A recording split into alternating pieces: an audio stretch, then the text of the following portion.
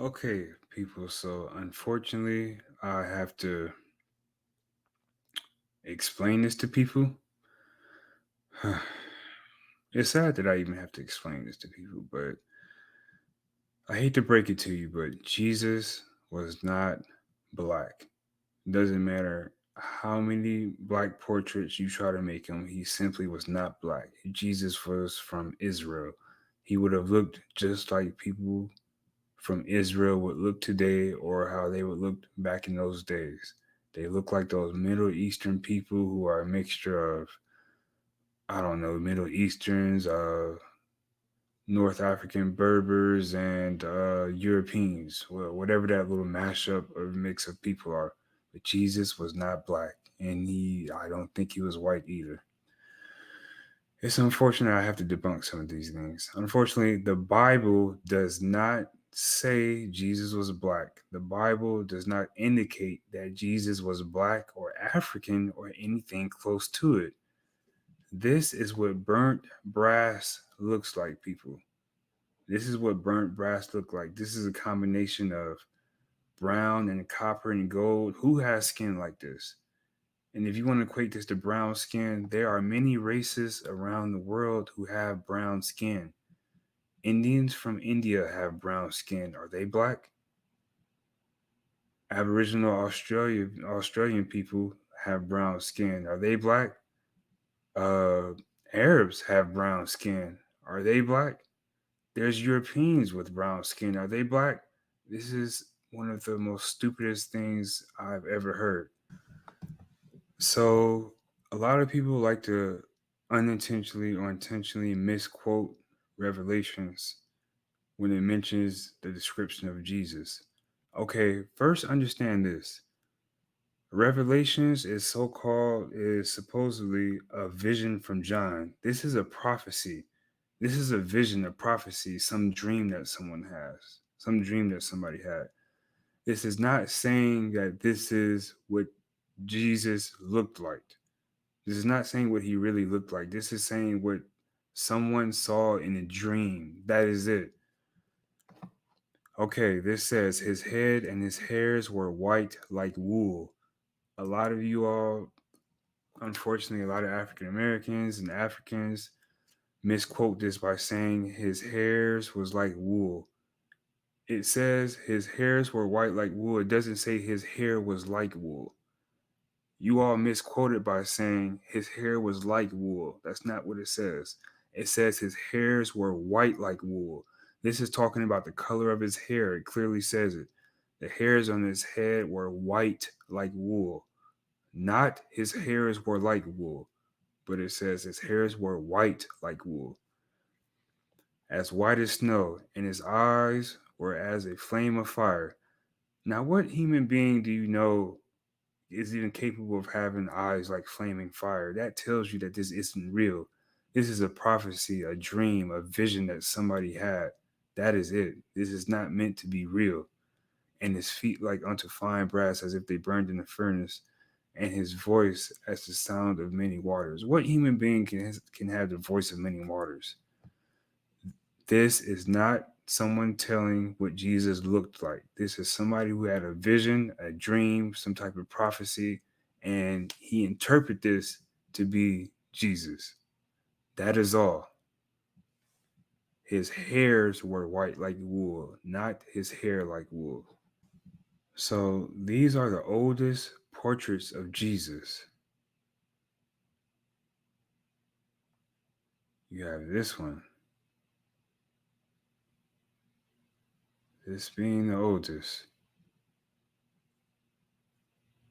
this being the second oldest,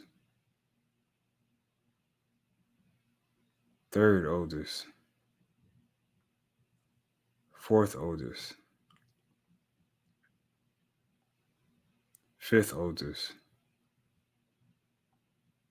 sixth oldest, seventh oldest. So these are all the oldest portraits of Jesus. None of these portraits portray him as black or having a big afro or nothing. None of them. So To debunk this, a lot of people, a lot of Africans or African Americans will show this picture and try to say that it's the oldest picture of Jesus with him portrayed as black. This is not the oldest portrait of Jesus. This is far from the oldest portrait of Jesus. And this isn't even the oldest portrait of Jesus in Cairo, Egypt, where it's at. This image is shared all over the internet with the claim that it is or one of the earliest paintings of or images of Jesus Christ. Even the Daily Mail, the biggest online newspaper in the world, has made this claim. But the but the painting is not the earliest depiction of Jesus, far from it. The image shows Saint Thomas touching the wound of Christ with his finger so he could believe in his resurrection, while the rest of the disciples look on. The picture gets quite a lot of attention because the skin color of both Jesus and the disciples. Some people claim that the image was darkened by age, varnish, candle smoke, lead, or whitewashed. And although these things indeed sometimes darken paintings, in this case, the people really do have dark skin, which is not strange as the paintings has a strong Byzantine influence. And in these type of paintings, darker skin is far from uncommon. Not always the people they depict were actually dark skinned. So this portrait comes from Byzantine influence, where it was common of them to draw people with dark skin.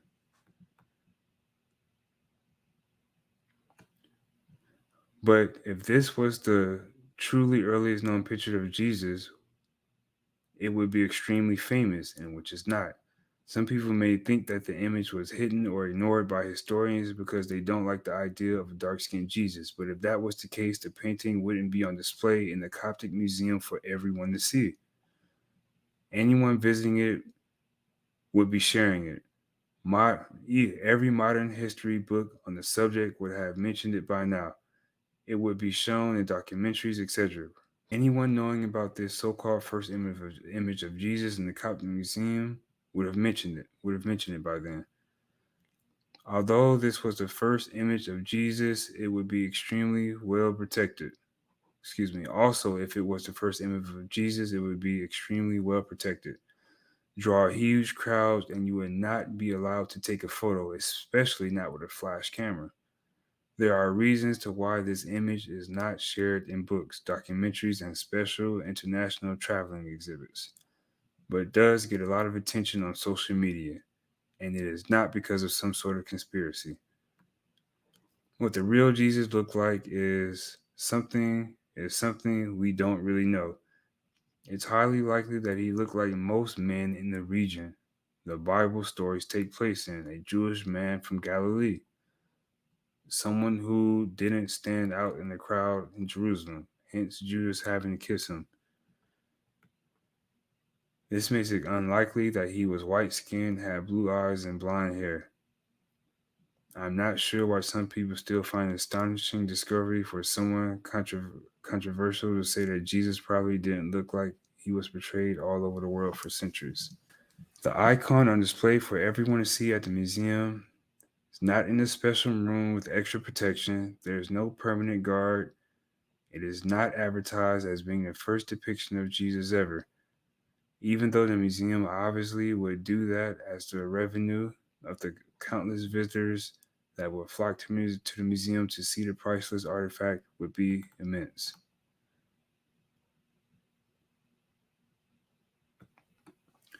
So this image is far from the first, even the first among the whole museum.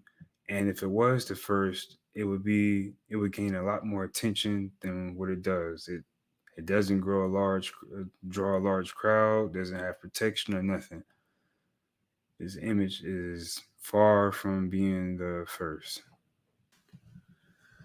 Okay, so here a lot of y'all like to try to say that Jesus was a Ethiopian, or you know, the Ethiopians draw Jesus black because that's really how it looks. So I'm gonna let y'all listen to this man tell from out of his own mouth why they draw him dark skinned.